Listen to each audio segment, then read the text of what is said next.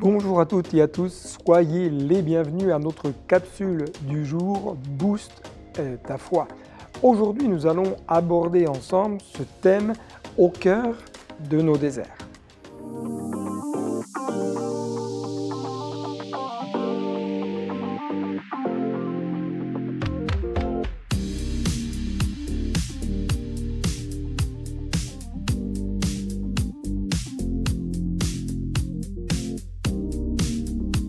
Au cœur de nos déserts, c'est donc le thème que je vous propose d'aborder aujourd'hui ensemble, un thème que nous allons développer au travers du psaume 63. Lisons ensemble ce que nous dit ce psaume, c'est un psaume de David lorsqu'il était dans le désert de Juda.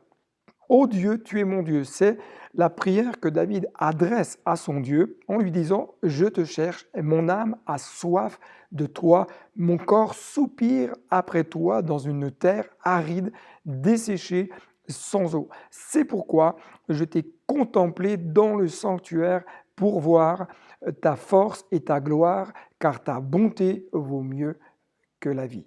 Mes lèvres célèbrent tes louanges. Ainsi je te bénirai toute ma vie, je lèverai mes mains en faisant appel à toi. Je serai rassasié comme par une nourriture succulente et abondante, et avec des cris de joie sur les lèvres, je te célébrerai.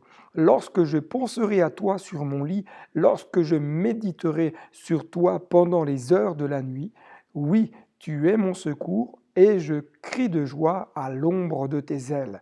Mon âme est attachée à toi, ta main droite me soutient, mais ceux qui cherchent à ruiner ma vie iront dans les profondeurs de la terre. Ils seront livrés à l'épée, ils seront la proie des chacals.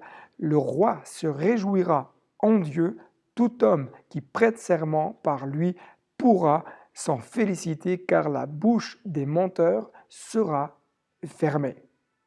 D'après les psaumes 3 et 4, la disposition de cœur du roi David au lendemain de la révolte de son fils Absalom fut la joie qu'il avait en son Dieu.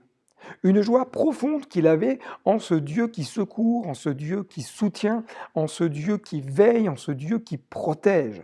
Et les commentateurs s'accordent à dire que s'il en est ainsi, il faut voir dans le désert de Juda, mentionné dans le psaume 63 que nous venons de lire ensemble, une contrée aride où va se retirer le roi avant de traverser le Jourdain.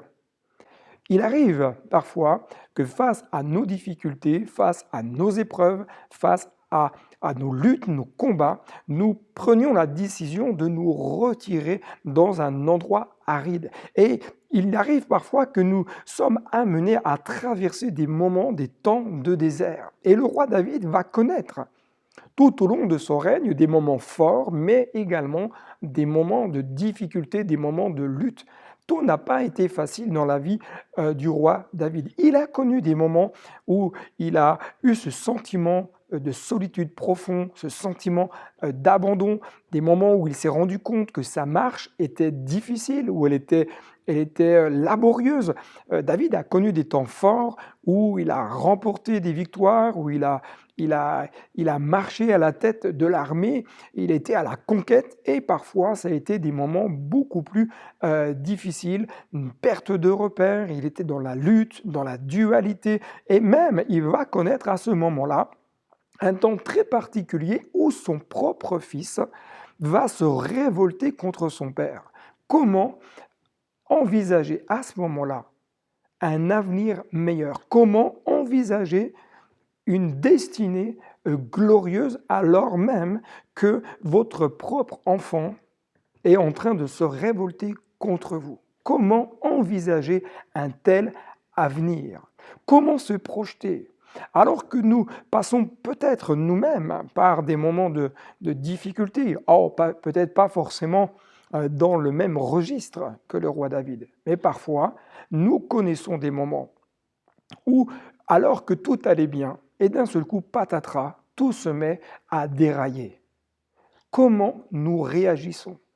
Comment nous réfléchissons à ce moment-là?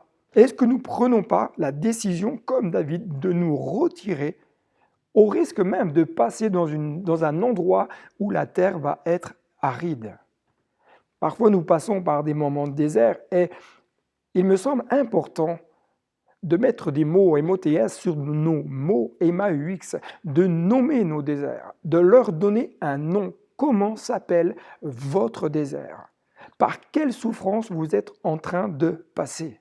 La terre desséchée mentionnée au chapitre 63 peut désigner également un état d'épuisement, une localité fort aride où les fugitifs reprirent haleine.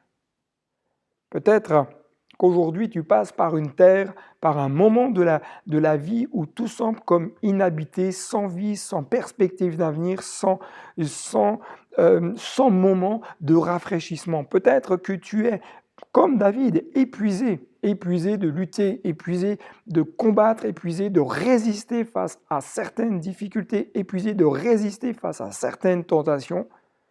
Peut-être qu'il y a des choses qui sont diverses ce matin dans ta vie qui te malmène, qui te bloque.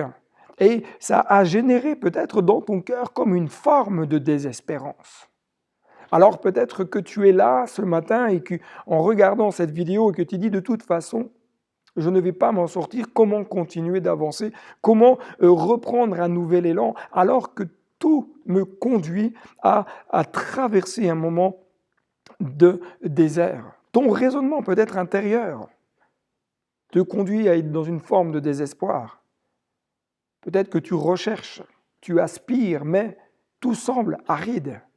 J'aimerais simplement te dire ce matin, ne laisse pas l'ennemi te faire croire que ta destinée est terminée parce que tu passes par un temps de désert.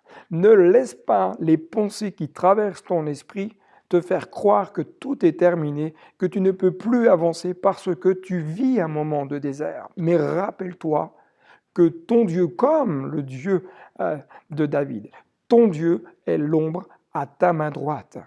Et que Jésus a promis qu'il serait avec toi tous les jours jusqu'à la fin du monde. J'aime cette notion de me dire, mais mon Dieu est comme l'ombre à ma main droite. L'ombre ne fait pas de bruit. Elle est toujours présente, même si parfois nous n'y prenons pas garde, nous ne faisons pas attention qu'elle est là, et pourtant elle est bien là.